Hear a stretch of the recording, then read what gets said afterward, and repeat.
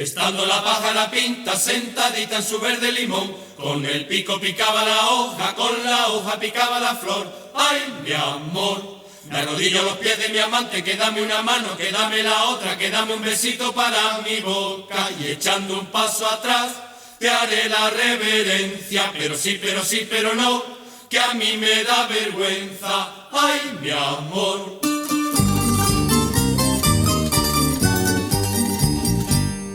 Tres Marías van a por agua y ninguna lleva soga, con la trenza de su pelo sacan agua de la noria. Date la vuelta en torno con mucho retorno, que la chimenea sola se menea, que se está cayendo, que ya se cayó.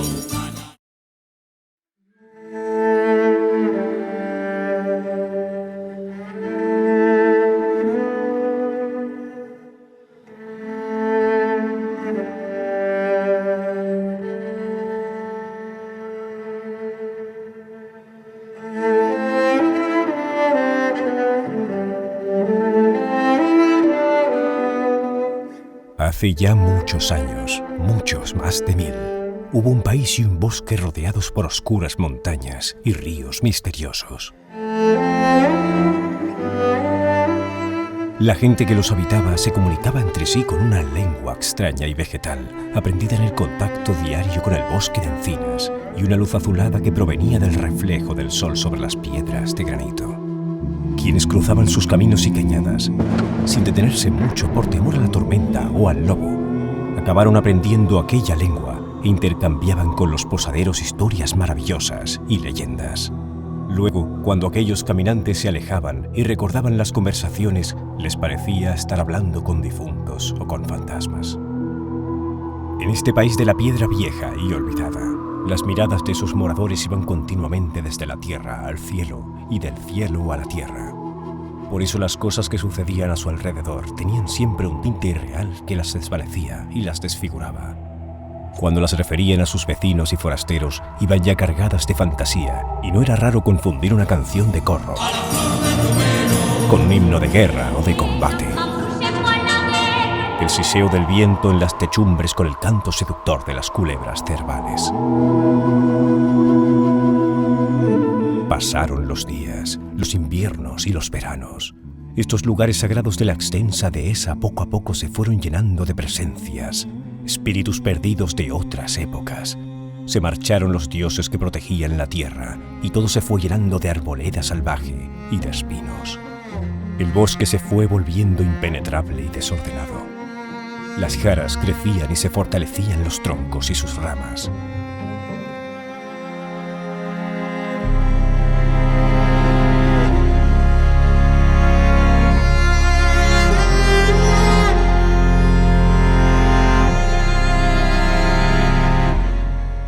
Al sur de lo que fueron terrenos compartidos y trabajados desde tiempo en común estaba la Concordia, enclave de las Pizarras, misterioso y profundo, con la terrible belleza de sus valles y sus montañas.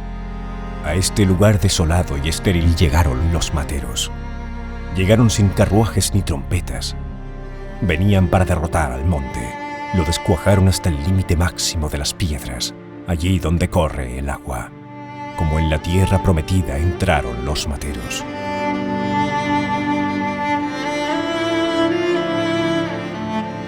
Pasaron muchos años tras las sierras oscuras y el hilo conductor de las arañas y los senderos va desapareciendo. Las jaras, en tropel, progresan y prosperan como en tiempo de frutos. Los caminos se hunden bajo los madroñales y la vegetación se enrosca a las piedras caídas de los cortijos. Los envuelve en ruina. ¿Dónde está el enemigo? Qué lejos queda ahora el inútil trabajo del matero.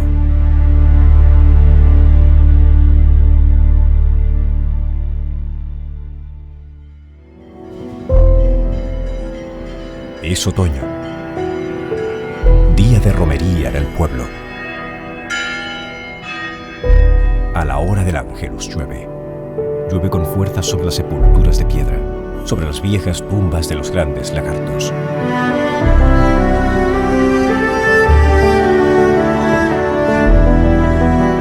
Todos han olvidado para qué sirve tanta agua. ¿Dónde ahora la vid y los frutales, el trigo y la cebada, los inmensos olivares que bajaban desde lo alto de los cerros?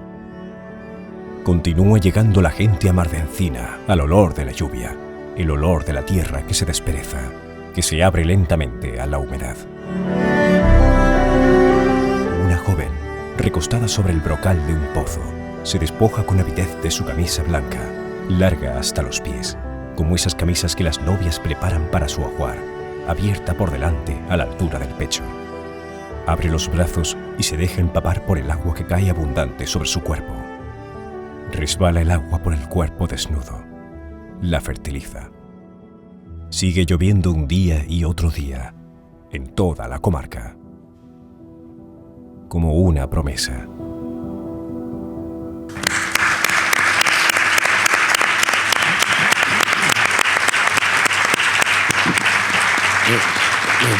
Hemos empezado con muy buen gusto por parte de Pedro, ¿no? Escuchando nuestra tradicional música de corro y viendo paisajes que nos resultan muy familiares, ¿no? En la pizarra del olivar de sierra, del encinar y también que viene muy al pelo pues, del agua, ¿no? De la bendita lluvia que tanta falta nos hace y que esperemos que caiga pronto. Así que, sin más, voy a ceder la palabra a Juan Manuel Rica, el concejal de Cultura. Buenas noches.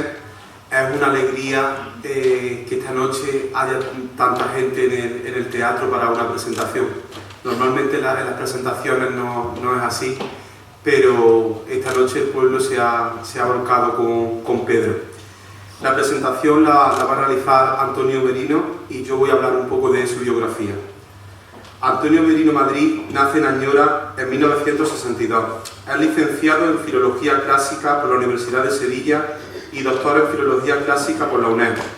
Trabaja en la actualidad como profesor de enseñanza secundaria de latín y griego en el IES Galileo Galilei de Puerto Llano.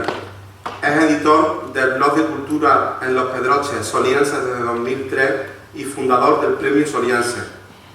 Su tesis doctoral lleva por título La mitología clásica como instrumento para la construcción de una nueva identidad de género en la poesía española del siglo XX escrita por mujeres. Ha publicado los siguientes libros: Historia de Añora, Ensayo sobre fiestas populares en Los Pedroches, Castilla-La Mancha en las fuentes literarias griegas y latinas, Añora y su fiesta, el Instituto Fray Andrés, 75 años de enseñanza secundaria en Puerto Llano. Su extensa obra divulgadora está recogida en 10 cuadernos y más de 50 artículos, entre los que enumeramos los siguientes: La ermita de la Virgen de Luna como instrumento comunitario de reivindicación territorial, la mitología clásica en la obra de Juana Castro a través de 3 poemas, la movilización clerical en Los Pedroches a principios del siglo XX, patrimonio monumental perdido en la comarca de Los Pedroches, edificios religiosos, panorama de cofradías, hermandades y congregaciones en Los Pedroches a finales del siglo XVIII, nuevas aportaciones sobre los corregidores de las 7 villas de Los Pedroches y un largo etcétera. Sin más, paso la palabra a Antonio Merino. Pues, señor alcalde, autoridades, querido Pedro, querida Juana, que está por ahí, amigos, amigas y compañeros, y público en general, señoras y señores. Qué decir, que no es más que un honor el hecho de que Pedro me haya elegido para presentar este libro, del que todos creo que a partir de ahora tenemos que estarle agradecidos, ¿no? Ahora contaremos por qué. Quisiera comenzar esta intervención contándole una pequeña anécdota literaria. En 1985 visitó Los Pedroches Juan Benet. Juan Benet era un escritor, ya fallecido, que a finales de los años 60 y durante los años 70, durante la segunda mitad del siglo XX, revolucionó de algún modo la literatura española, la narrativa sobre todo, al proponer unos modos de escritura, digamos, diferentes a los que se llevaban en ese momento. Él creó un territorio literario al que denominó región con mayúscula, para situar ahí la acción de sus novelas. Realmente las novelas de Juan Benet no tienen mucha acción, pero bueno, eran el escenario de su narrativa, ¿no? Una región que estaba situada, según todos los indicios, según la crítica literaria, en la zona norte de la provincia de León, lindando con Asturias. Algunos lo identifican con el Bierzo, era una región imaginaria que el autor creó para situar allí sus personajes. Se supone que era la zona de León porque Juan Benet estuvo viviendo allí durante algunos años, ejerciendo su profesión de ingeniero, construyendo pantanos, que era su profesión en aquel momento. Bueno, pues aunque la crítica sugería que la región estaba situada en la zona astur-leonesa, su amigo Carlos Castillo del Pino, que es un psiquiatra y escritor cordobés, también fallecido ya, le había hecho creer que no, que la región no estaba en León, sino aquí, en el norte de la provincia de Córdoba, en Los Pedroches. Y para comprobarlo, en una ocasión que Juan Benet venía de Sevilla y se dirigía a Madrid, pues al llegar a Córdoba dio un volantazo al coche y enfiló por la carretera de Ovejo a través del valle del Guadalbarro.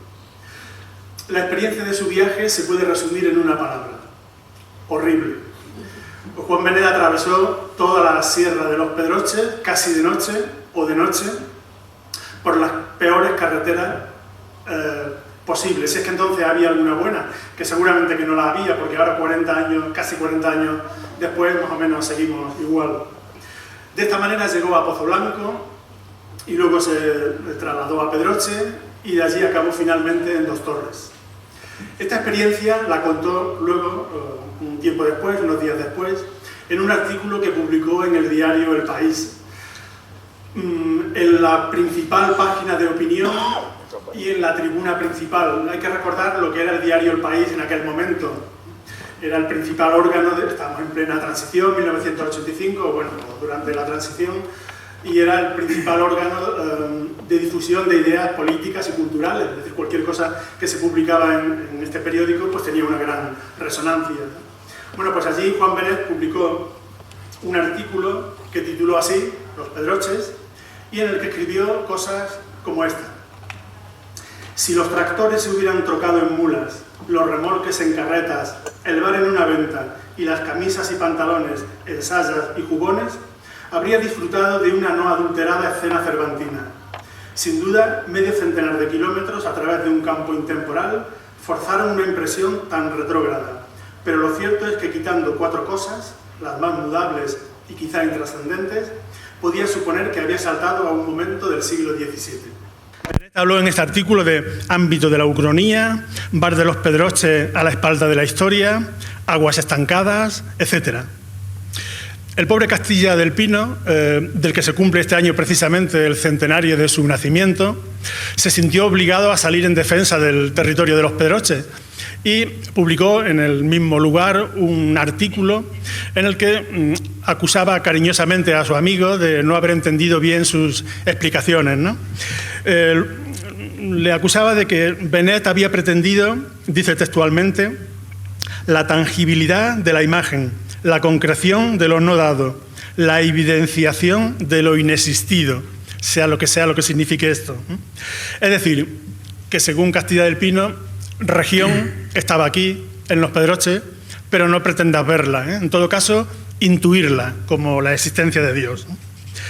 Algunos lectores de aquí de la comarca salieron también en defensa de Los Pedroches, pensando que Benet los atacaba, cuando Benet lo único que hizo fue contar su experiencia, ¿no? Y así algunos escribieron diciendo que el escritor había confundido el olivar con el encinar, y dando lugar entre todos ellos al nacimiento de lo que yo he llamado el acto fundacional de la literatura moderna de Los Pedroches. Lo que hoy llamamos literatura de Los Pedroches, escritores de Los Pedroches, podemos decir que surge de este momento, de este debate literario en el que participaron firmas fundamentales, porque el planteamiento que se hizo fue en torno a un elemento principal de nuestra literatura, en torno al paisaje, al territorio. Los Pedroches se articulan en torno a 2 paisajes. que de noche parecen el mismo, como le ocurrió a Juan Benet, pero que sin embargo son muy diferentes, ¿eh? El olivar y la dehesa, la tierra de las pizarras y la tierra del granito, que las ha llamado Pedro en su novela. En ambos casos estamos ante paisajes artificiales, ¿eh? El hombre de los Pedroches llegó aquí y no pudo hacer como otros que simplemente se adaptan al territorio. No, sintió la necesidad de modificarlo, de transformarlo y de adaptarlo a sus propias necesidades, en una tarea de siglos que necesitaba ya una plasmación literaria en forma de epopeya. Por un lado tenemos la dehesa, que no es más que la domesticación del bosque mediterráneo. En los Pedroches su dominio arranca por lo menos del siglo XV, por poner una fecha. Ya en 1492 tenemos constancia de una disposición de los reyes católicos, la pragmática a los que tienen cortijos sobre adhesar, en la que precisamente se limitaba la facultad, la posibilidad de adhesar territorios, porque se estaba demostrando que aquello era una forma de que los señoríos reservaran para su propia utilización territorios excesivamente amplios, ¿no? La existencia de encinas y bellotas en los Pedroches, lógicamente, es mucho más antigua, ¿eh? Ya los historiadores árabes, Al-Idrisi, otros, hablan de que las bellotas de Fas al-Balut, el llano de las bellotas, que es como se conocía la comarca entonces, son las más dulces de todo el país. Luego las dehesas tuvieron una gran importancia durante la Edad Moderna en la articulación de las llamadas 7 villas de los Pedroches, en el territorio de Realengo. Estas 7 villas precisamente se articularon, fomentaron su existencia en torno a las dehesas de La Jara, Ruices y Navas del Emperador, que eran un territorio comunal de todas ellas, y se esforzaron por dictar una legislación protectora muy estricta, y gracias seguramente a su existencia, hasta que las desamortizaciones liberales del siglo XIX acabaron con ella, pues hubo ahí una utilización recíproca, ¿eh? Las 7 villas de los Pedroches se aprovecharon de las dehesas y las dehesas pudieron subsistir gracias también a la existencia de la mancomunidad.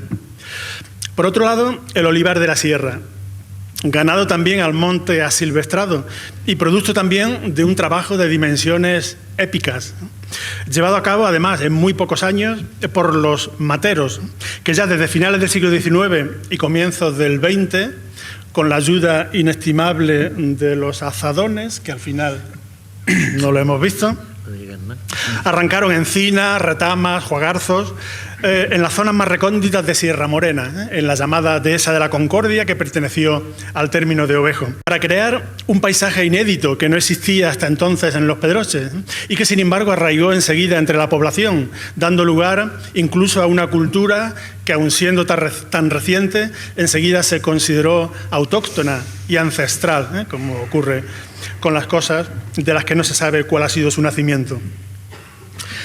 Como creaciones artificiales que son, ambos paisajes se hallan en constante peligro de desaparición, a poco que se abandonen. Son paisajes que requieren de cuidado, de exigencia mitológica. Hay que estar siempre reservándolos, manteniéndolos, porque si se abandonara tanto el cuidado de la dehesa como el cuidado del olivar, volverían a su naturaleza original, porque la naturaleza actuaría como es su obligado proceder, siglo tras siglo. El tema del paisaje ha estado siempre muy presente en la literatura de los Pedroches, vamos a llamarla ya así. Desde los inicios de la literatura española, desde los albores de la propia literatura española, ya se habla de nuestra tierra, especialmente para referirse a la fauna. Así Pedro López de Ayala, por ejemplo, en el siglo XIV, en su libro de la caza de las aves, advirtió, en una cita que se recoge al comienzo también de la Isla del Gavilán, que en España los mejores gavilanes que yo sepa, y mayores y de mejor esfuerzo, son los que se crían en el Pedroche, que es el término de Córdoba. Y en el libro de la Montería, de Alfonso XI, se cita también los montes de Ovejo, entre los lugares con mejores condiciones para la caza del oso. En la literatura propia de los Pedroches tenemos incluso lo que podríamos denominar autores especializados por ámbitos paisajísticos, geográficos, ¿no? Así, por ejemplo, Antonio Porras Márquez o Hilario Ángel Calero, por citar solo dos ejemplos, se fijaron especialmente en el paisaje del olivar, mientras que Alejandro López Andrada o Francisco Nieva han dirigido su mirada más específicamente a la dehesa y a la encina. Tienes en la mirada un mar de encinas, escribe Onieva en Perímetro de la tarde. La mención al paisaje era inicialmente algo meramente descriptivo y circunstancial en las obras de estos autores, ¿no? El olivar, por ejemplo, es el marco de referencia para Los amores de la sierra, que canta Hilario Ángel Calero, ¿no?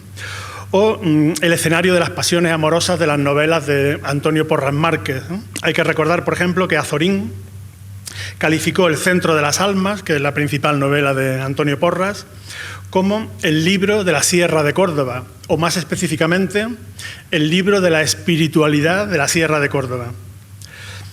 Con Alejandro López Andrada, el paisaje adquiere una nueva dimensión lírica.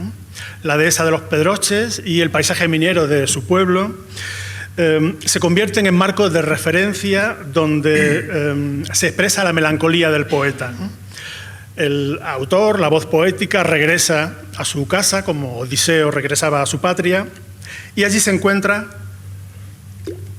los restos de otros tiempos, lo que nunca esperamos encontrar. El paisaje es cómplice de una nostalgia que sentimos cuando volvemos a un lugar del que hace tiempo que no hemos tenido noticia, y lo que encontramos no es exactamente lo que habíamos dejado. En todas estas intervenciones, en todas estas presencias del paisaje en la obra de los escritores de los Pedroches, el paisaje no es todavía el protagonista absoluto, sino que el protagonista continúa siendo la voz poética, el yo del poeta, el propio poeta. Hacía falta dar un paso más en esa dirección, de convertir al paisaje, al territorio, en el protagonista. Podríamos decir que con Pedro Tébar, se produce un salto cualitativo, puesto que su abordaje del paisaje ya no es meramente descriptivo, sino puramente interpretativo. A ese esfuerzo de construcción del paisaje por parte del hombre de los Pedroches a partir de unas circunstancias adversas, le hacía falta su propia mitología. Y aquí es donde llega la obra de Pedro para suplir esas carencias. Para ello, Pedro no crea un paisaje, no se inventa una geografía imaginaria, sino que su estrategia consiste en recrear literariamente el paisaje real de los Pedroches, en reconvertir el propio paisaje en su historia y su historia en material literario.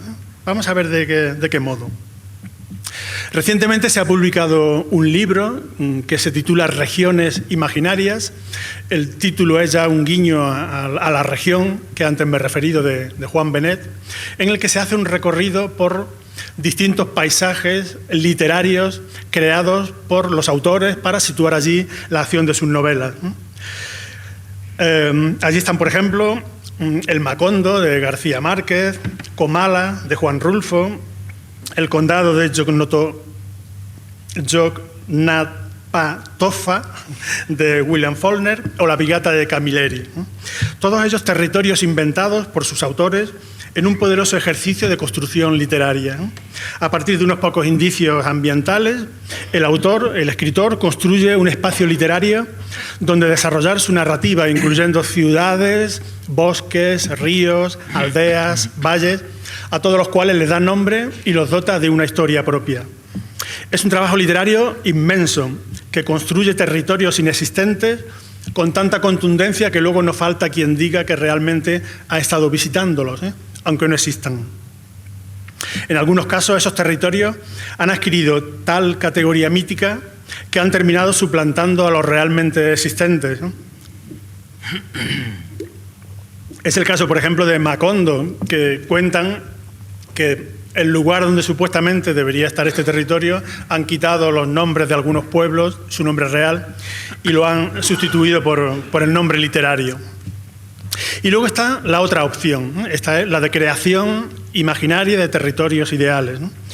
Luego está la otra opción, la de partir de un territorio realmente existente y darle una nueva dimensión a través de la literatura. Aquí ya no hay propiamente una creación, ni una construcción imaginaria de pueblos, ríos y valles, sino una remodelación de la realidad a partir de las armas y los instrumentos que proporciona la literatura. En cuanto ponga unos ejemplos, todos entenderemos enseguida a lo que me refiero. Y a lo que me refiero, por ejemplo, es a la Alcarria, un territorio que no alcanzó dimensión literaria hasta que Camilo José Cela la acogió y la modeló a su antojo, ¿no?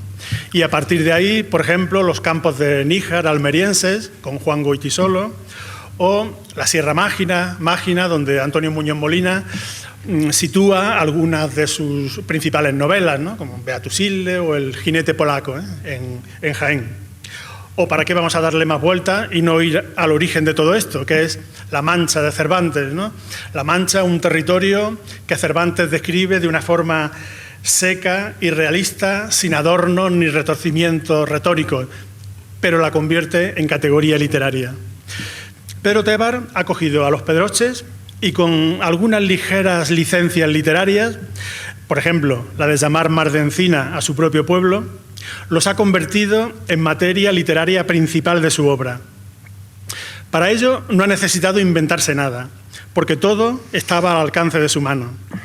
Tebar ha partido de la propia historia de la comarca para extraer de ella su dimensión épica y mítica y ha conseguido entrelazar los hechos para construir un universo propio a partir de lo realmente existente. Es decir, lo de Pedro, lógicamente, no es una mera descripción de lo existente, sino una reinterpretación literaria de la realidad, que dota, sin embargo, al territorio de una nueva dimensión que ya no podremos olvidar, porque sus espacios, sus pueblos, sus cañadas, sus ríos y montañas no son ya solo accidentes geográficos, sino el escenario de episodios misteriosos o mágicos que han ido conformando la personalidad de la comarca con el curso de los siglos. Pedro ha dado forma a las leyendas primitivas sobre el origen de los pedroches. Gracias a esta redimensión literaria del territorio, ya nada podrá volver a ser visto con los meros ojos de la realidad, sino a través de la personal interpretación de Pedro Tebar. Del mismo modo que ya nadie puede imaginarse otra Mancha que la de Cervantes, que nos parece mucho más real que la verdadera. No quiero avergonzar aquí a Pedro pareciendo que estoy comparándolo con Cervantes, no.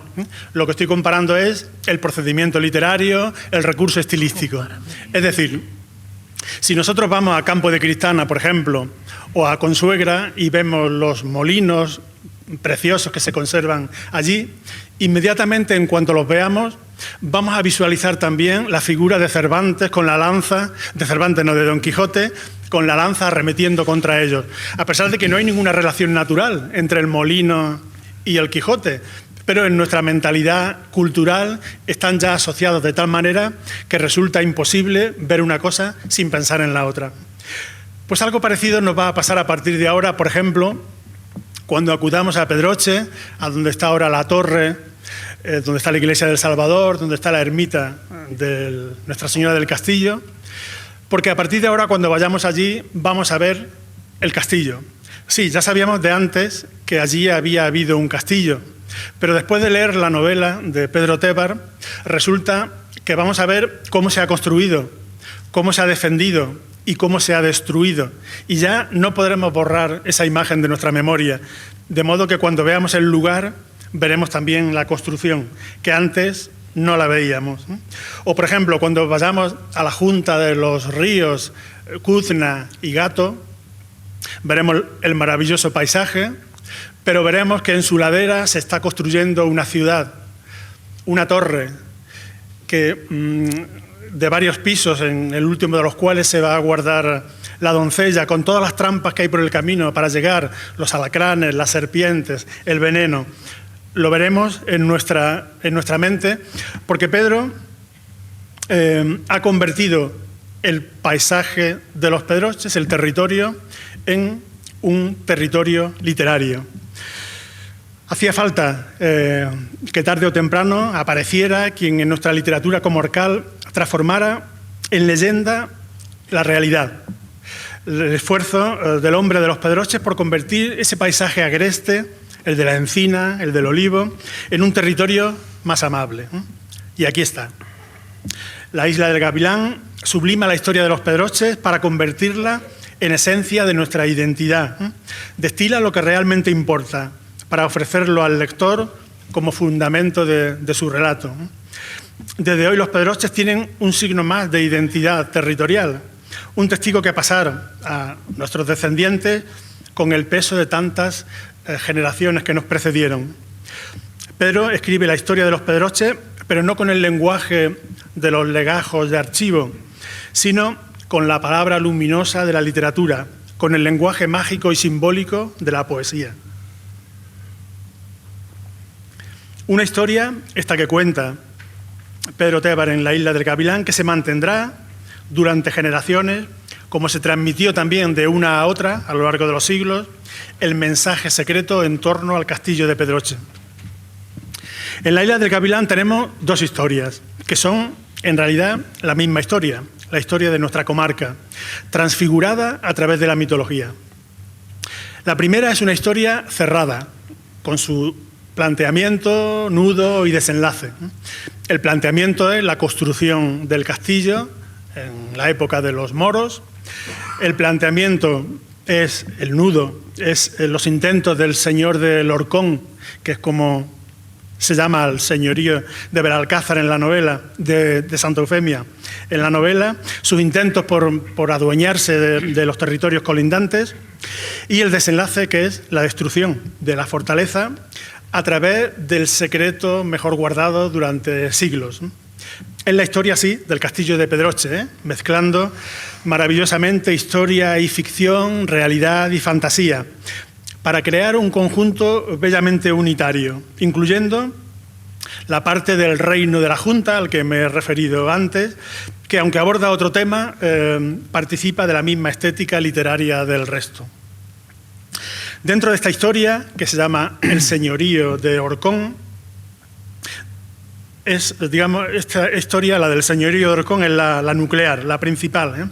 Son 200 páginas de una prosa bella y elaborada que se leen de un tirón, con el regusto de un lenguaje atrevido en el que el autor ha sabido mezclar el lenguaje propio de los documentos históricos en los que basa su narración con el lenguaje hermoso de la égloga, de la elegía y de la leyenda.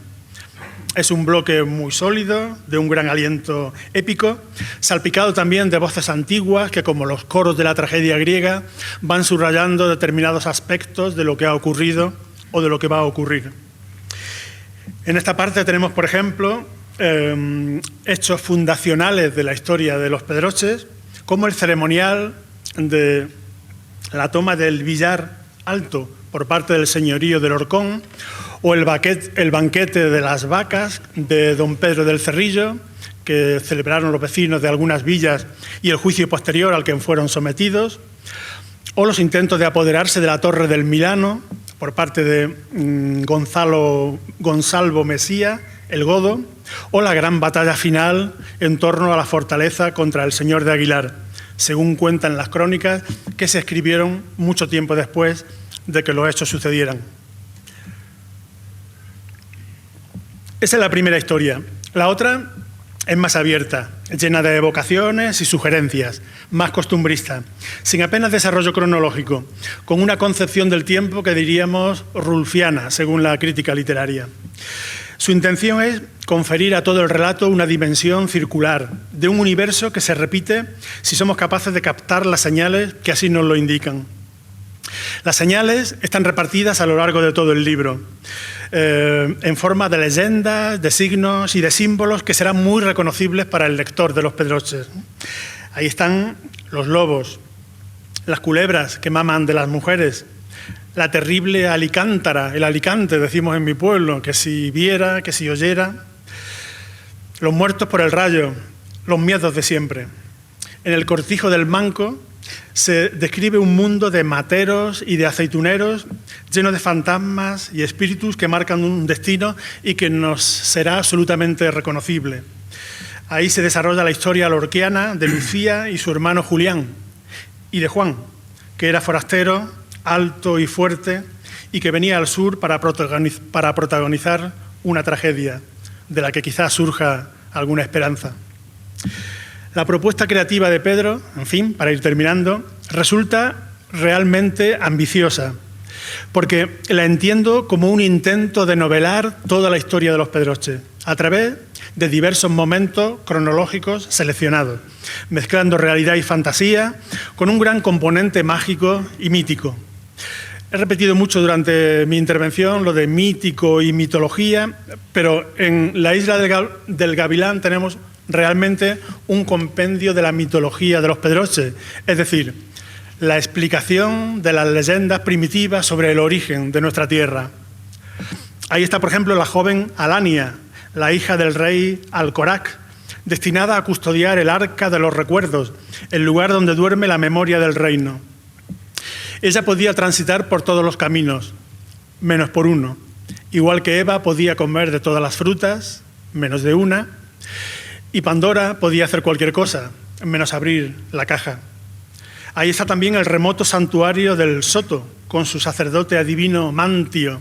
Igual que en el oráculo de Apolo en Delfos está la Sibila.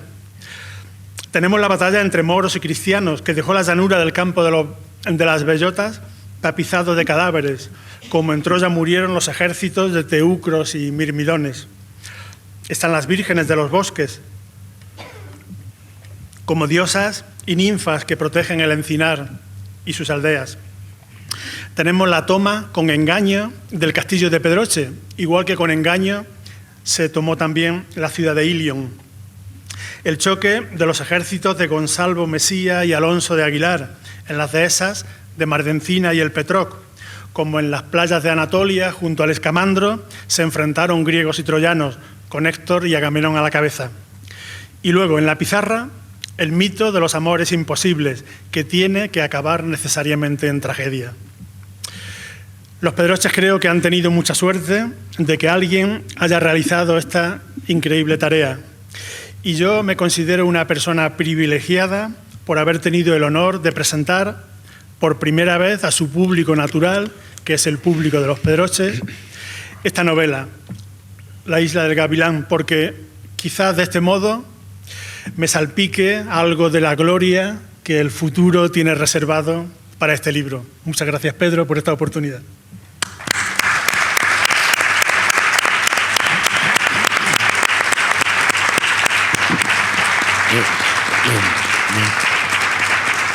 Bien. Enhorabuena, Antonio, por este riguroso, detallado y espléndido encuadre que ha hecho de la novela, tanto literario como geográfico, histórico y mitológico. Y ahora pues tiene la palabra el autor de esta obra tan bien descrita por Antonio. No sé, Pedro, si tenía intención de intervenir o quieres que entablemos un diálogo. Te agradezco. Yo, el hecho de que esté Antonio aquí presentando este libro no es una cosa excepcional ni rara. Es que yo conozco a Antonio desde hace mucho tiempo y sé que es el personaje de los Pedroches que mejor los conoce y que más los quiere. Él todo lo que hace por los Pedroches lo hace intentando que los Pedroches mejoren y que los Pedroches, lo que hay que criticar lo critica y lo que hay que ensalzar lo ensalza. Lo conoce los Pedroches bien. Y luego es un gran catador literario. No en vano, tiene convocado un premio que lleva ya, me parece, 12 años, Premio Soliense, por donde han desfilado la mayoría de los escritores de los Pedroches que han escrito obras creativas. De manera que si él selecciona de entre todas las publicaciones de los Pedroches, selecciona 10 porque le han gustado y luego esa obra tienen éxito, como se está demostrando. El primero de todos fue Juana Castro, en el 2006, con Los Cuerpos Oscuros. Luego después vino Alejandro, todo personas que han tenido después una trayectoria pues excelente. Luego vino Ana Castro, que ha ganado hace unos días con el premio Ricardo Molina. Luego también estuvo pues, los demás que ha nombrado él, Paco Nieva, Paco Carrasco. El último ha sido un abogado de Torrecampo, Manuel Blanco. Y el siguiente, pues no sabemos, está todavía en el aire, ¿no? Serán escogidos entre todos los libros que se publican. Si eso no lo hiciera Antonio, si no tuviera ese premio, los escritores de los Pedroches estarían como perdidos. Escribirían, pero no sabrían para quién escribirían o para quién escriben. Él lo reúne y él lo selecciona. Bien, aparte de toda su obra investigadora, que lleva ya mucho tiempo cronista, no solo de Añora, sino que pertenece a la Asociación de Cronistas y demás. Ya no lo alabo más. Lo que que eres tú al que venimos aquí a exactamente. hablar. Y pero es también es normal que el escritor que dice Antonio que me toca a mí ahora hablar de mi obra, el autor no puede hablar de su obra. Porque la obra está aquí. Si yo tuviera, no sé si se oye mejor así o así. Se oye bien. Es que si no me acerco un poco más. Es que si yo me pusiera ahora a contaros esta obra o esta novela o la trayectoria, pues lo primero que tenía que decir es que me ha costado escribirla pues 12 o 13 años. Cuando yo empecé a escribir mi segundo libro de relatos, Canción de la Madre del Agua, que recogía las leyendas de los Pedroches y sobre todo de Mardencina, de nuestro pueblo, e iba encontrando documentación que me iba llevando hacia una novela. La documentación que yo encontraba, los textos históricos que yo estaba ya manejando, me llevaban hasta esa novela. Ya había escrito otro libro que era Música en la almohada, donde había abordado los personajes más simpáticos o más naturales de Villanueva. Había abordado también hechos que ocurrieron después de la Guerra Civil, los traslados el primer capítulo, que se llama Día de Difuntos, había abordado ahí el traslado del cementerio de la iglesia de San Miguel, desde los alrededores de la iglesia, que es donde se enterraban, y desde dentro al cementerio de San Gregorio, y del cementerio de San Gregorio, pero todo de una manera irónica, de una manera festiva. Entonces había llegado ya la hora de encontrar un texto que profundizara tanto, que llegara hasta los orígenes, lo que yo consideraba orígenes de los Pedroches. ¿Cómo se podía haber nacido? ¿Cómo pudieron haber nacido los Pedroches? Aquí tenemos el capítulo primero, que se llama El bosque primero. El bosque primero imagina un espacio, un territorio pedrocheño lleno de arboleda. Ese fue el principio de los Pedroches. Y luego aquello se fue aclarando.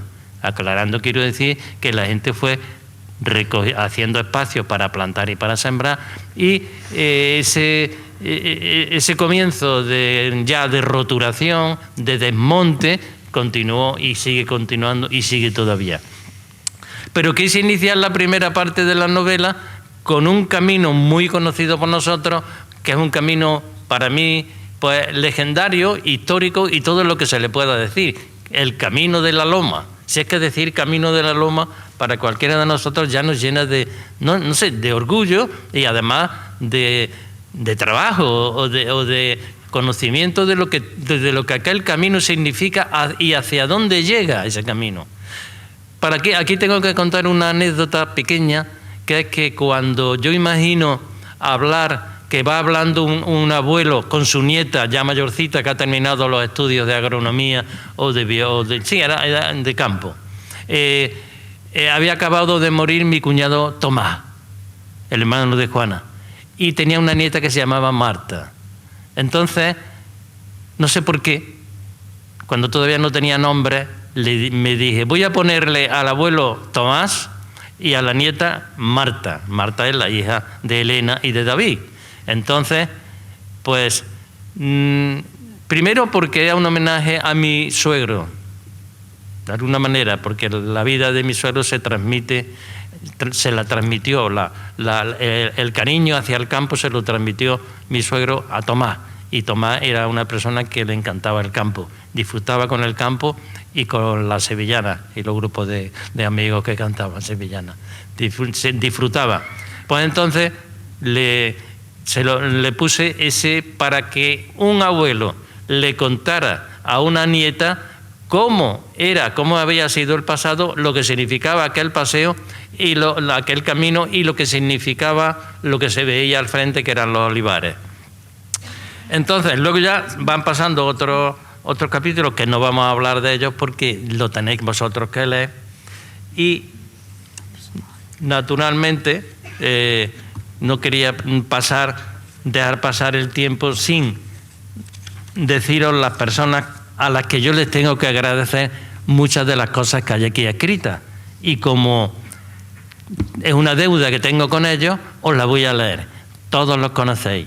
Alfonso y Felisa tienen una casa exactamente en la Junta de los Ríos, en el Reino de la Junta, aquel lugar que yo bauticé con ese nombre, Alfonso y Felisa. Alfonso ha tenido un percance circulatorio y Felisa tiene hoy el COVID. No han podido venir aquí y lo siento muchísimo porque me hubiera gustado, porque yo he hablado con esa familia muchas veces y hemos hablado en profundidad y yo he llegado a descubrir cómo quieren estas personas que han nacido en un campo, que han nacido en un cortijo, que han nacido en un barranco, cómo quieren ellos sus tierras, cómo quieren que se les enterrara allí, como aparece muchas veces en la novela, diciendo yo quiero que me enterréis aquí, porque eso ha sido su vida. Juan Palomo, no tengo que decir nada de Juan Palomo porque ya lo conocéis. Juan Palomo y Silverio Gutiérrez son dos investigadores, son dos trotamundos. Juan Palomo cada vez menos porque tiene más problemas ahora para moverse que antes. Los dos me han ayudado muchísimo, puesto que en nuestras conversaciones que disfrutábamos, pues hemos ido desgranando muchas de las cosas, porque yo quería asegurarme de que no estaba diciendo una tontería. Pues tú has descubierto eso, le decía yo a Silverio, y esto es así, sí. Pues ese descubrimiento de Silverio aparece en la novela, pero todo dentro de un mundo literario que tiene cohesión. Juan y Juan Luis López son dos personajes, hijos de mi amigo ya difunto Juanito el Carpi, de las personas que más han querido al pueblo y de los que más cosas sabían del pueblo y de los que siguen todavía subiendo. Su hermano Martín López estuvo aquí el otro día presentando un libro hecho a base de la fotografía y de los comentarios que le hacía, y estaba esto atascado de gente. Y eso quiere decir que esa familia es una familia a la que hay que agradecerle lo que se ha hecho, lo que están haciendo por el pueblo, de una manera humilde, de una manera casi, pues, ya os diré, y sí, lo diré ahora mismo, dentro de unos segundos, en cómo ha colaborado Juan Luis para que yo le tenga que agradecer esta acción suya. José María, que es hermano de mi cuñado Miguel, que me mostró la encina de la música, una enorme encina que existe allí en la pizarra, cerca de nuestra casa y de él y de la suya. Músicos en concierto, Ovejas en su sombra, muy cerca de la raya. Gabriel Arroyo, que me imagino que estará por allí. Gabriel Arroyo fue el paisano que, sin yo conocerlo, vine un día y le digo, ¿tú sabes dónde está la Junta de los Ríos? Que lo tengo en la cabeza, la Junta de los Ríos, que me he hecho yo ya en la cabeza un lugar mágico, un lugar ideal. La Junta de los Ríos tiene que ser una maravilla. Y él me descubrió la Junta de los Ríos y me llevó allí y vimos cómo corría el agua del río Gato y el río Curna, cómo se juntaban allí, todo en miniatura porque son dos ríos pequeños y además ya no llovía mucho, pero allí vi yo ya el capítulo del reino de la Junta.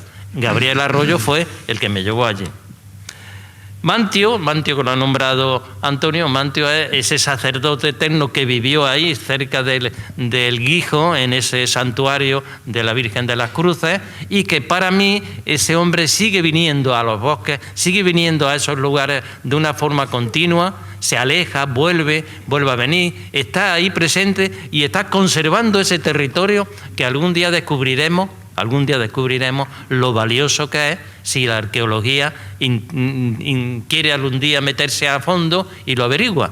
Pues Mantio, ese sacerdote que fue obispo y que estuvo en el primer concilio de Elvira, o Iliberis, y aparece aquí también porque tiene que aparecer. Digo que es, dentro del campo de los Pedroches, es casi el único personaje masculino que hay, aparte de los santos, ¿no? San Gregorio, San Eta, no, Mantio está, porque todos los demás personajes del bosque de los Pedroches son vírgenes, todas. O sea que tenemos ahí en el campo de los Pedroches bastante feminismo, ¿eh? Y que se desarrolla así, y que te encuentras a la Virgen cuando sales al camino y que aparece una vez y que no sabes para qué, y parece que siempre algo quiere, pero no siempre quiere algo una Virgen, no, sale a contemplarte, a verte, a dirigirte una sonrisa, y no te viene a pedir que le hagas una ermita, no, las vírgenes están ahí como pobladoras perennes de nuestros bosques y con las que es posible conversar cuando tú quieras. No tienes más que salir al campo. Francisco, mi tío, que era albañil y que me ayudó a conocer el campo porque me sacaba siempre los domingos. Yo viví en una casa muy grande llena de mujeres, pero no había más que un hombre en aquella casa. Y él salía al campo, mi tío Francisco, pues no puedo decir, alguno quizás lo conozca, era un buen albañil, maestro albañil, pero vivió en la calle San Cayetano mucho tiempo y con su hijo me llevaba al campo. Él fue el que me descubrió a mí y el que me hizo escribir un relato que era el relato de Roahuevos, que está en el primer libro, en Música en la almohada. Allí en Roahuevos, estando yo escarbando debajo de una piedra grande, asomó un trozo de metal y mi tío me dio en la mano y me dice: ¡no toquéis!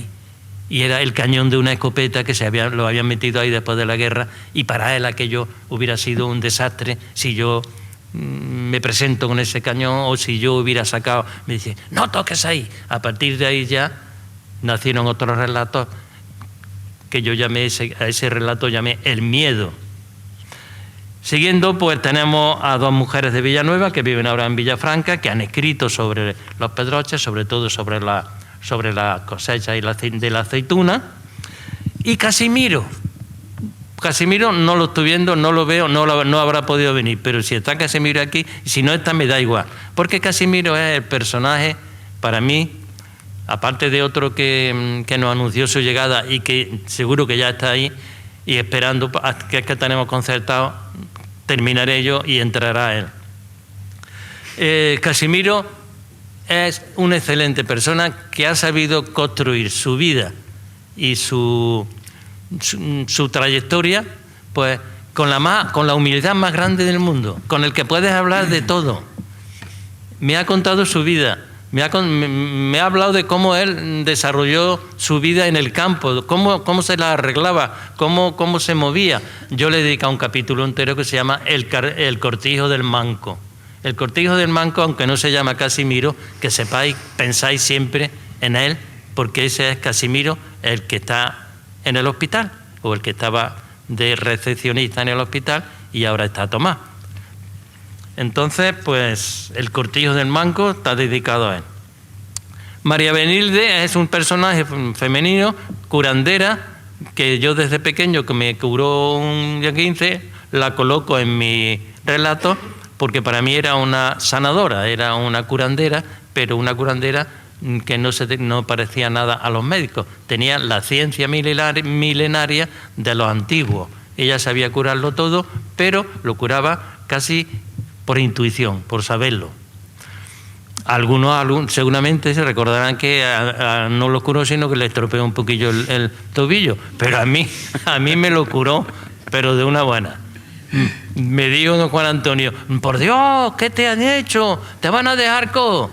A los 3 días estaba ya andando por la calle. Y mi madre se asustó, pero fue ella la que me llevó a María Benilde. Vivía yo en la calle Padre Llorente y ella vivía un poquito más abajo, frente a la calle Las Navas, y por ahí vivía María Benilde. Era una abuela que sabía curar esguinces y de todo. Bartolomé, Juan Antonio y Manolo, que son 3 hombres que yo encontré cuando iba buscando el cortijo de los puntales, que yo en la obra le llamo los acebuchales. Ese cortijo de los puntales me sirvió a mí porque está en ruinas. Me hizo reflexionar mucho sobre nuestro futuro. No voy a hablar del futuro ni voy a ensombrecer la posible ilusión que tenemos todos ahora, pues yo por la aparición de la novela y vosotros con la ilusión, o vosotras con la ilusión de leerla a ver qué dice. No voy a ensombrecer. Pero el cortijo de los puntales es se puede hacer el modelo de destrucción que nos va a ir viniendo, en mi opinión. Si no es así, pues Dios no lo quiera, como ese final del vídeo que nos vuelve a caer la lluvia y parece que hay una nueva esperanza para la comarca, pero tendremos todos que poner nuestro esfuerzo, porque si no, las cosas están malas. Sigo tirando porque mi amigo Juan Pizarro, Juan Ocaña Prado, Juan Ocaña Torrejón, Bartolomé Valles, pues tienen que estar siempre en mi agradecimiento, porque son personas que quieren mucho a los Pedroches y que han escrito sobre los Pedroches. Y Carlos J. Tirado, que no se llama Carlos J. Tirado, y aquí he metido yo la pata. Y lo siento mucho, ya me lo ha dicho, Carlos Javier Partido, y lo sé porque me lo han dicho 10 veces, pero mira que por dónde, cuando he puesto esto, le he colocado otra vez Tirado. Y lo siento muchísimo, Carlos, pero, y ahora diré por qué está Carlos aquí. Antonio Cano, mi sobrino, es el autor del mapa mágico de los Pedroches, el mapa mágico y simbólico. Este papel estaba destinado a ir en las primeras hojas del texto, pero la colección esta de Renacimiento no admite gráficos en su novela, tiene esa característica en su ideología o su protocolo de la novela, de novelas, que se llama Espuela de Plata, la colección, no van gráficos. Entonces, ¿qué he hecho yo? Lo he coloreado y he hecho unas cuantas de fotocopias que ahora, cuando ya, si alguno quiere adquirir el libro, le diré a los libreros que se la vaya dando, para que vea la situación de los distintos elementos. Antonio Cano, mi sobrino, el hijo de mi hermana María, ya lo sabéis quién es, que es enfermero, un pintor extraordinario, un dibujante de cómic que se podía haber ganado la vida de dibujante de cómic, porque es una maravilla. Ha decorado todo el hospital de Puerto Llano, las secciones de los niños, con una cantidad de dibujos y de cómics que están todos encantados. Han publicado un libro con todo lo que ha pintado allí en Puerto Llano. Ya se ha venido a Córdoba y está en Córdoba. Y me imagino que seguirá pintando. Ha tomado la misma idea que yo. Yo cuando llegaba a un colegio, cuando empecé a trabajar, veía una pared blanca y decía, esta pared blanca hay que pintarla. Y yo, la primera que pinté fue una en Cardeña, que fue mi primer destino. Y pinté todo el descubrimiento de América allí con tiza de colores y cosas, porque me parecía que las paredes blancas tenían que decir algo, además de blancas. Antonio Merino, que es el que está aquí, ya lo saben, que mira como yo a los Pedroches buscando las más profundas raíces. Y luego los escritores, naturalmente, historiadores que tenemos en los Pedroches, Juan Bautista Carpio Dueñas, Emilio Cabrera Muñoz, etcétera, etcétera, porque nos han ayudado muchísimo.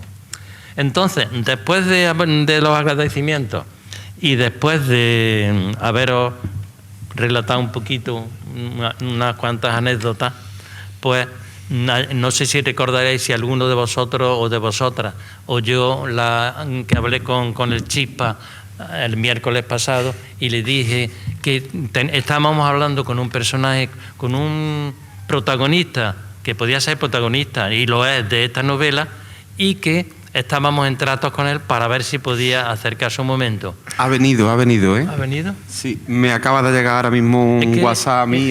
Esa silla que hay ahí, esa silla lo representa. Aquí las sillas, cuando se ponen en un lugar, parece que indican que la personaje se ha muerto y quieren recordarlo poniendo la silla.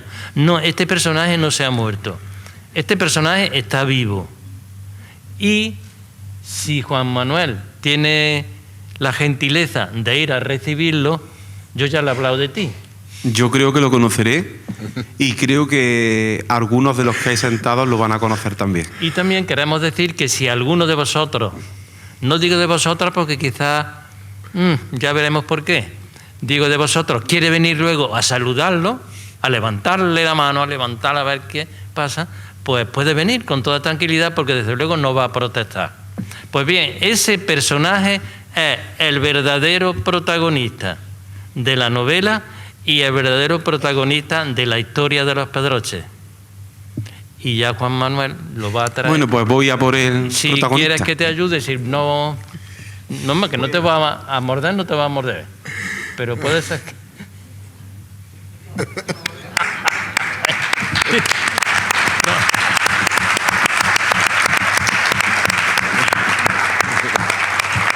Ponlo así un poquillo, está muy bien, está bien.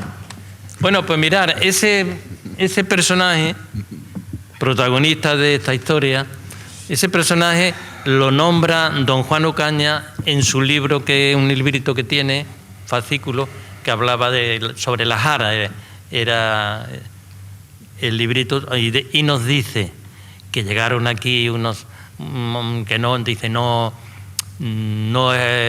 no puedo dejar de hablar de esos seres, de esos hombres que vinieron desde distintos lugares de España, de Almería, de Granada, de Cuenca, de Guadalajara, a desmontar. A los primeros de Almería y de Granada se les llamaban mangurrinos y a los de Cuenca y Guadalajara les llamábamos serranicos. En la novela aparece un mangurrino que era de Granada y pregunta que por qué a él mangurrino, y se lo explican. Y entonces dice, utilizaron para los desmontes un azadón que pesaba 14 libras. 14 libras son 6 kilos 300 y pico gramos. De tal manera que cuando nuestro amigo y mi amigo, querido amigo Juan Palomo, lo leyó aquello y ya llevaba tiempo con él, esto es imposible, Pedro. Un hombre no podía manejar una azada de 6 kilos y medio casi. Pues ahí está escrito. 14 libras equivalían a 6 kilos 300 gramos. La verdad es que enseguida, me imagino que después, poco a poco después, pues se empezaron a construir otros azadones más ligeros que también servían para lo mismo. Pero el auténtico, el verdadero y el original es ese.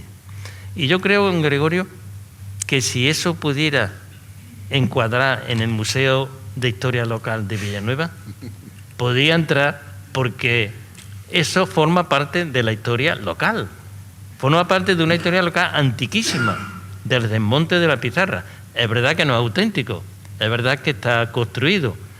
¿Quién ha construido ese azadón? Carlos. ¿Quién iba a ser? Carlos Javier Partido. Carlos Javier Partido. Y Juan Luis López Vaca, que ha sido el que ha construido el astil. De manera que si alguno tiene ganas de cogerlo, levantarlo, se dará cuenta de que tenían que comer mucho tocino, para poder levantarlo. Y se comía tocino, quizás más que nada en aquella época. Bien, luego después, ya que vamos a las 9:20 y tenemos unos 10 minutillos, tú nos dices cuándo tenemos que cortar. No, yo no tengo prisa. Entonces, Antonio Merino puede hacer algunas preguntas. Si algo se le ha quedado de la novela que quiera sonsacarme a mí, y si luego después vosotros o vosotras queréis preguntar algo, pues incluso alguna vez que otra podemos organizar una tertulia. Aquí hay una biblioteca, aquí hay salas de lectura donde se pueda desbrozar esto, que son 520 páginas, pero que no sobra ninguna, ¿no? Cada uno de los capítulos se puede leer por separado. Así que queréis leer el señorío de Orcón, que es el señorío de Santa Eufemia, y empezar por ahí, podéis empezar por ahí. Que queréis leer el Camino de la Loma y ver cómo un abuelo le va contando a su nieta todo lo que allí se ha hecho y cómo se hacía antes y cómo se debía, y cómo, en fin, el miedo que tiene ya algunas cosas, puede empezar por el Camino de la Loma. Y si quiere empezar por el Cortillo del Manco, puede empezar por el Cortillo del Manco. porque referencias así unas a otras, pues no hay estrictas. Naturalmente el que lo lea irá viendo. Hay un capítulo que a mí me gusta mucho, que es el capítulo de las torres. Las torres nos revelan que aquí, en Los Pedroches, las profesiones primordiales eran las que se derivaban de la piedra, la madera y el hierro. Los picapedreros, los herreros y los carpinteros. La madera, el hierro y la piedra. Pues bien, ese capítulo de las torres indica que éramos tan expertos los pedrocheños, sobre todo los de Mardencinas, naturalmente, que vinieron los árabes, los jefes árabes, a contratar a nuestros trabajadores, a nuestros alarifes, a nuestros jefes de obra, para reedificar el castillo de Pedroche, porque se esperaba una inminente batalla entre los cristianos del norte, que estaban en Toledo, y los almohades, que iban avanzando hacia Despeñaperro. Vinieron aquí a por ellos, o yo he querido que vengan aquí a por ellos, y los he ido conduciendo a lo largo de ese capítulo, los he ido conduciendo para que construyan un castillo tramposo, que luego se ve que la realidad no era tan tramposo. La realidad era simplemente que aquel castillo se tenía que venir abajo como se vino, y que lo destruyeron los vecinos. ¿Pero cómo lo destruyeron? ¿Y de dónde venían las claves para que aquel castillo se pudiera destruir hasta los mismos cimientos? ¿De dónde venían las claves? De la época de las torres, donde trabajaban nuestros albañiles preparando ya las cosas. Uy, ya no puedo más. A ver, Pedro, yo traía aquí preparadas algunas preguntas por si el público, como suele ocurrir, no se lanza a preguntar algo desde el principio, pero es que resulta que las has contestado ya todas, pero con creces, ¿no? Agradeceros primero al Ayuntamiento de Villanueva de Córdoba lo bien que me recibió cuando le llevé los mamotretos, los manuscritos, la novela encuadernada, y digo, aquí tenéis, Dolores, Gabriel y Juan Manuel, leérselo y a ver qué os parece. Y reaccionaron bien. Tuvimos unos encuentros con la editorial, que es la misma editorial que publica los libros del premio de Juana Castro, por lo tanto había una confianza con esa editorial y la editorial tenía que colaborar también. De manera que ha habido una colaboración, creo que fructífera, porque ha dado como resultado este libro, que yo ofrezco al pueblo. Espero que no como testamento, porque estoy ya metido en otra novela, pero la tengo metida a otra novela más que empezar, para no tener que decir que este es mi testamento. Para eso lo he empezado. Entonces, después de agradecer a Antonio, a Gabriel y a Juan Manuel, han creído en mí, la corporación municipal ha creído en mí, creyó, y digo, puede que esto sea una cosa interesante. Tú me dijiste que la habías leído, que la habías empezado a leer y que te estaba gustando. Pues estupendo. Mi hijo la empezó a leer y dice, papá, esto me gusta. Y Juan ha empezado ahora. Juan empieza siempre tarde, ya cuando está el libro, y dice, pues mira, que el camino de la loma y la nieta y el abuelo, que me está a mí eso interesando. Juana es muy complicada para la novela, Ella le da un libro de poesía y te lo lee y te lo escribe, pero la novela son muchas letras. Juana, ¿tienes alguna pregunta tú como querida compañera y esposa? Que ha preguntado Antonio. Antonio ha preguntado que si el público... Sí, si tú quieres. Bueno, eso, si quiere alguien hacer una pregunta. Pedro. Juan, adelante. Viva voz. Aparte de los personajes que aparecen en la obra, menos en la primera parte, ya te dije que no había podido llegar al final, pero hay algunos personajes que se repiten y que van apareciendo en esta obra. No sé si tienen un simbolismo especial, como son el gavilán, que da título a la obra, sí, los alacranes, sí, y también, no tanto la víbora, pero sí la alicántra, es algo que la repite, ¿no? sí. Alicántra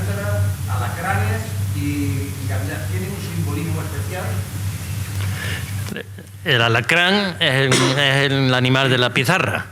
Yo allí he visto muchos alacranes en la pizarra. Por lo tanto, había que sacarlo en la novela. El alacrán tiene una parte muy importante porque, como ha contado Antonio, cuando los habitantes del reino de la Junta construyen una casa elevada que puede parecerse a la Torre de Babel, ¿verdad? Pues había que echar mano para evitar que los arrieros y para evitar que los jóvenes enamoraran a la hija del rey. Mandó construir una ciudad alta, pero con trampas para evitar que pudieran allí llegar. Yo pensé enseguida cuáles son las trampas. Las trampas eran un nido de alacranes. Es que yo esto ya es desvelar la novela. Yo creo que me voy a callar, ¿no? Bueno, pues el simbolismo de los alacranes, el simbolismo de la pizarra. La víbora, no la víbora. La alicántara. Yo a la hora de la víbora me gustó más alicántara porque forma parte de mi infancia. La alicántara era lo que yo oía. Si la víbora oyera, si la alicántara viera y la víbora oyera, no habría hombre que al campo saliera. Eso, como tantas otras cosas que yo he escuchado de pequeño, están muchas veces metidas aquí, muchas veces. Y lo otro que me dijiste, el gavilán, porque es que el gavilán es el tótem de los Pedroches. El tótem es el animal sagrado. Yo lo he convertido en tótem. Hay un tótem vegetal que es la encina, pero hay un tótem animal que no es el cochino. El cochino es un instrumento de negocio, de alimento, de poder comer, pero como animal simbólico que aparece en los textos históricos, porque de cerdos en los textos históricos no aparece nada relacionado con Villanueva, sí que se crían cerdos, pero el hecho de que llegara un noble y cogiera de aquí unos gavilanes y se los llevara a otras tierras ahí del centro, y que allí donde llegaron los gavilanes de Pedroche se han criado desde entonces los mejores gavilanes, y antes de los que allí, mejores que los que antes allí había, eso ha convertido el gavilán en el animal tótem o típico de los Pedroches. Y la isla pues es simplemente la incomunicación que tenemos los Pedroches desde siempre. La isla, un mar de encina tiene que tener una isla. En los mares siempre hay islas. Esa isla somos nosotros, somos la comarca. Pero especialmente para mí es Mar de Encina, una isla.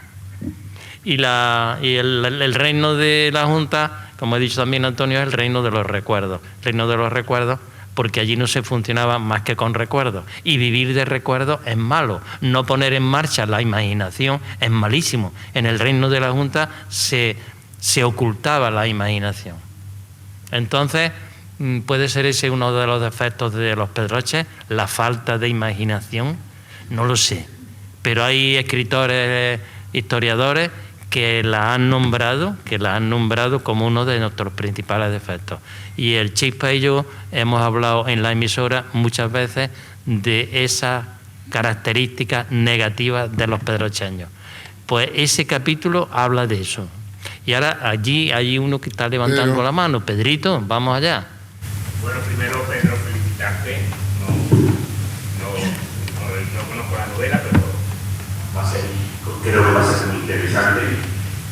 Y darte las gracias por recordar. Y sobre todo, me ha venido a la mente lo del concepto que lo tenemos perdido, Camino de la Loma. Eso lo usamos muy poco. Los mayores de 80, 70 años pueden interesar la comunicación. Y felicitarte, ese concepto de Camino de la Loma es fundamental que venga del recuerdo, la dehesa de la Concordia, la pizarra que tú bien conoces y yo también conozco, claro. el camino a los puntales, el camino a los puntales. Y ese bolígrafo, llámalo, el que habéis presentado. El bolígrafo, ya. Pues me parece que es el instrumento efectivamente que ha hecho dehesa y que ha hecho esta comarca. Felicidades. Y en la parte negativa, yo quiero decir que tenemos un dicho, como buenos pizarreros, que aparte de todo lo que tiene esa zona de la pizarra, la salvación del pizarrero está en el volumen. Muchas ¿Dónde está? En el Gurumelo.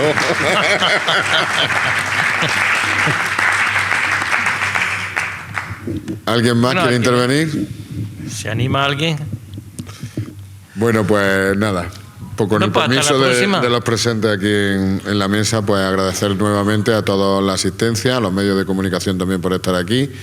Y nada, decirles que el libro lo pueden adquirir en las librerías del pueblo, que es una edición de la editorial Renacimiento, que todos conocemos también por el premio de poesía Juana Castro, y por supuesto con la colaboración del Ayuntamiento de Villanueva de Córdoba. Muchísimas gracias a todos y hasta la próxima. La tensión me ha debido de bajar. Estando la pájara pinta sentadita en su verde limón, con el pico picaba la hoja, con la hoja picaba la flor. ¡Ay, mi amor! Me arrodillo a los pies de mi amante, que dame una mano, que dame la otra, que dame un besito para mi boca. Y echando un paso atrás, te haré la reverencia. Pero sí, pero no, que a mí me da vergüenza. ¡Ay, mi amor! Es el momento de disfrutar de Villanueva a través de YouTube. Más de 200 vídeos de eventos y acontecimientos desde el año 2014. Para que los disfrutes ahora, en tu móvil, ordenador, Smart TV. Suscríbete a Canal Villanueva de Córdoba Televisión. Muy pronto todos estaremos más unidos en directo. Inscríbete, es muy fácil. Busca Villanueva de Córdoba Televisión y haz clic para estar conectado a tu pueblo. Villanueva de Córdoba Televisión. Es el momento.